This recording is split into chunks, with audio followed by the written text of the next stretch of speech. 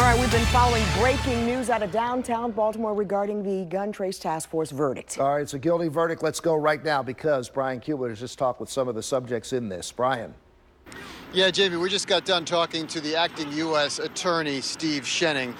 He told us that he hopes this sends a message in all to the city and then also the Baltimore Police Department. He says, we're watching, we will investigate, we will indict. He says there are plenty of great cops in the city that do their job well. In fact, it took some of them to bring this indictment and to get these charges and to get this guilty verdict.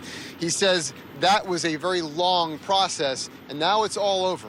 Again, Detective Hersl, Detective Taylor, former detectives Hersl and Taylor, found guilty of conspiracy to commit RICO, and then the RICO acts themselves. In Hersl's case, he was found guilty for 3 different robberies and the conspiracy of a robbery, and then 4 different counts of wire fraud, which was the overtime fraud we heard so much about in this case. Former Detective Taylor, also guilty on conspiracy to commit RICO, and then RICO itself, that's racketeering acts. For him, 3 different guilties on verdicts on racketeering for him, and then also 3 counts of wire fraud for him as well. Again, that is the overtime fraud.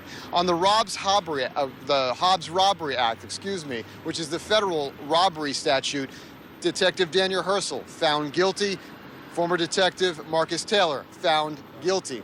The only 2 charges these men were not found guilty on were the possession of a firearm in furtherance of a violent act. A lot of these charges will carry a life sentence in this case. Sentencing in this case could be a month or a few months away at this point. We have no idea exactly how that's going to play out just yet. Now, also outside of the courthouse, there is the family of Detective Hersl. They have been here the entire time, sitting in the upper right-hand corner of the large courtroom here in federal court. His brother was very distraught and crying publicly and leaning up against a rail. We're letting him collect himself before we can speak to him on what this verdict means for him and his family.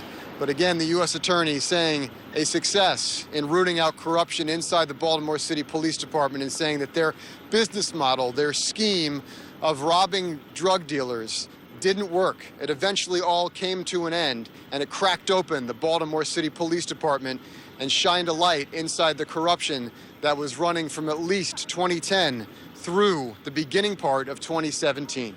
Jamie, Kelly.